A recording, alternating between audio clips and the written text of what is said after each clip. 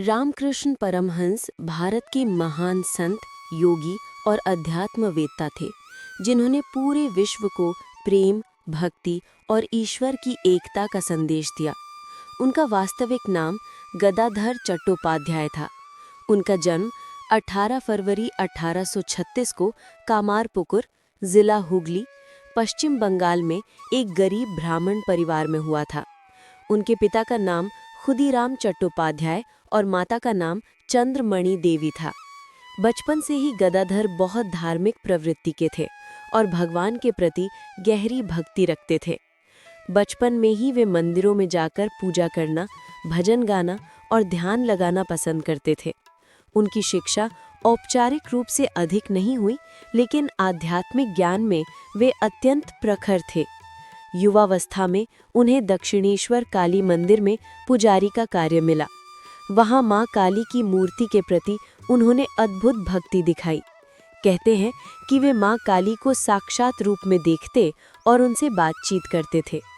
रामकृष्ण जी ने विभिन्न धर्मों की साधना की, हिंदू, इस्लाम और ईसाई, और हर धर्म में उन्हें एक ही ईश्वर का दर्शन हुआ। उन्होंने कहा कि सभी धर्मों का लक्ष्य एक ही है, बस मार्ग अलग-अलग है। उनका जीवन इस बात का प्रतीक था कि सच्ची भक्ति और प्रेम से कोई भी मनुष्य ईश्वर को पा सकता है। उनकी पत्नी शारदा देवी भी एक महान साधिका थी, जिन्हें लोग पवित्र माता शारदा देवी के रूप में पूजते हैं। रामकृष्ण जी ने उन्हें ईश्वर के स्वरूप के रूप में सम्मान दिया। रामकृष्ण जी के प्रमुख शिष्य स्वामी विवेकानंद थे, जिन्होंने उनके विचारों को पूरे विश्व में फैलाया।